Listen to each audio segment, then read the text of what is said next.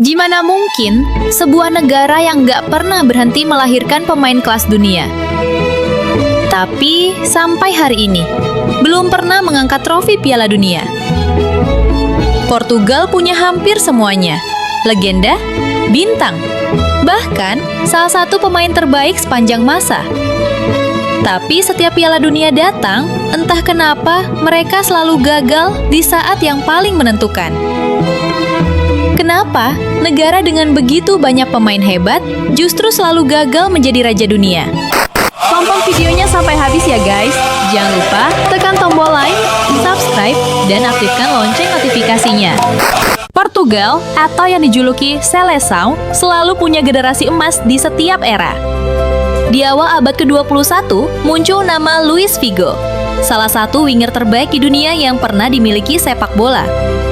Di level klub, prestasinya benar-benar luar biasa. Ia mengangkat trofi Liga Champions bersama Real Madrid pada tahun 2002, lalu memenangkan 4 gelar La Liga, 2 bersama Barcelona, dan 2 bersama Real Madrid. Belum cukup sampai di situ. Pada tahun 2000, Figo memenangkan Ballon d'Or, dan setahun kemudian dinobatkan sebagai pemain terbaik FIFA. Tapi, saat membela Portugal di Piala Dunia, prestasi terbaiknya hanya finish di posisi keempat pada Piala Dunia 2006. Sementara di Piala Dunia 2002, Portugal bahkan gagal lolos dari fase grup. Bukan cuma Figo, Portugal juga punya Rui Costa, maestro lini tengah, dengan visi bermain yang luar biasa. Bersama Fiorentina, ia menjadi legenda klub. Lalu bersama AC Milan, ia berhasil menjuarai Liga Champions pada tahun 2003. Masih ada Deco, gelandang kreatif kelahiran Brasil yang menjadi otak permainan Portugal. Ia membawa Portugal melaju hingga final Euro 2004 dan semifinal Piala Dunia 2006. Di lini tengah, ada juga Maniche dan Costinha, dua gelandang bertahan yang terkenal tangguh, punya tendangan jarak jauh mematikan, bahkan keduanya masuk tim terbaik Euro 2004. Di lini depan, Portugal memiliki Nuno Gomes dan Pauleta. Pauleta bahkan sempat menjadi pencetak gol terbanyak sepanjang sejarah Portugal, sebelum akhirnya rekornya dihancurkan oleh Cristiano Ronaldo.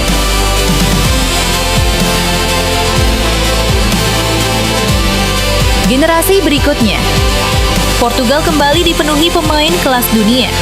Ada Fabio Coentrão, bek kiri andalan Real Madrid, yang memenangkan 4 trofi Liga Champions, 2 gelar La Liga, serta berbagai trofi bergengsi lainnya.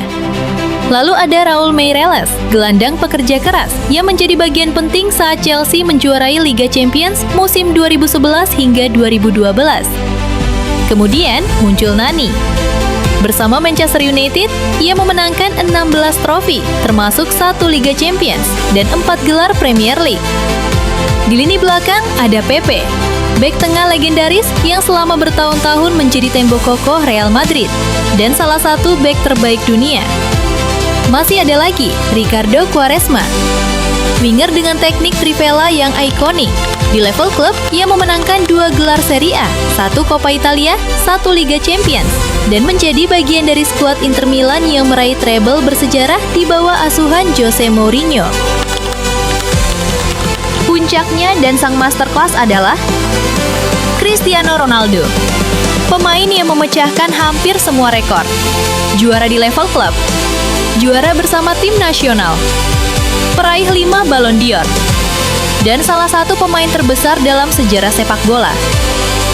Sangat langka negara sepak bola yang punya kumpulan pemain sehebat Portugal. Tapi anehnya, saat berbicara soal Piala Dunia, mereka seperti badut, hanya lelucon di panggung Piala Dunia dan jauh dari harapan. Sejak awal abad ke-21 tahun 2000-an, prestasi terbaik Portugal hanyalah posisi keempat pada Piala Dunia 2006, perempat final pada Piala Dunia 2022, babak 16 besar pada edisi 2010, 2018, dan 2026, serta 2 kali gagal lolos dari fase grup pada tahun 2002 dan 2014. Dengan begitu banyak pemain hebat, Portugal seharusnya mampu melangkah lebih jauh. Namun, Piala Dunia seolah selalu menjadi panggung yang belum pernah benar-benar bisa mereka taklukkan. Inilah bukti bahwa memiliki generasi emas saja ternyata belum cukup. Sepak bola bukan cuma soal nama besar, bukan cuma soal deretan pemain bintang, tapi juga soal momen, mental, dan kemampuan tampil saat tekanan mencapai puncaknya. Menurut kalian, apakah Portugal suatu hari nanti akhirnya bisa menjadi juara dunia? Tulis pendapat kalian di kolom komentar. Kalau suka dengan konten sejarah sepak bola seperti ini, jangan lupa tekan tombol like, subscribe, dan aktifkan loncengnya. Karena masih banyak kisah menarik yang akan kita bahas berikutnya.